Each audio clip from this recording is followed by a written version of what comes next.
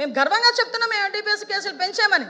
ఎందుకంటే ఇప్పటివరకు zero cultivation Orissa నుంచి అదేవిధంగా ఒకటే అడుగుతున్నాను అధ్యక్ష, సభలో అందరూ కూడా ఈరోజు గాంజా విషయంలో కానీ అందరూ కూడా ఇబ్బంది పడే వాళ్ళమే, ఆడపిల్ల తల్లిదండ్రులమే.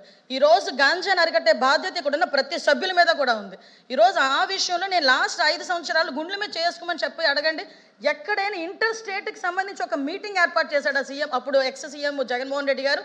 అదేవిధంగా హోమ్ డిపార్ట్మెంట్ మీద గాంజా గురించి ఎక్కడైనా మాట్లాడడం జరిగిందా?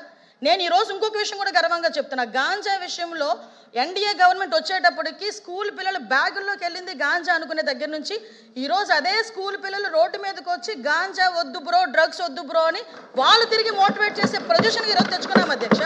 ఇదే గాంజాని కంట్రోల్ చేసే విషయంలో ఈరోజు నేషనల్ ఎన్సీబీ వాళ్ళ దగ్గర నుంచి ప్రతి ఒక్కరికి కూడా మిగతా స్టేట్స్ అన్నీ కూడా ఎలాగ వాళ్ళు కంట్రోల్ చేశారో, ఆల్టర్నేటివ్ క్రాప్స్ ఎలా వేశారో ఆంధ్రప్రదేశ్ని చూసి నేర్చుకోండి అని చెప్పే పొజిషన్ ఈరోజు తెచ్చుకున్నాం అధ్యక్ష.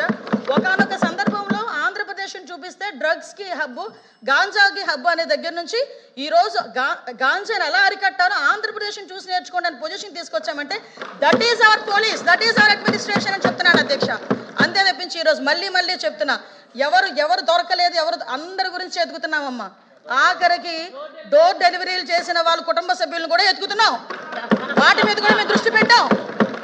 వాటి గురించి కూడా మాట్లాడుకుందాం.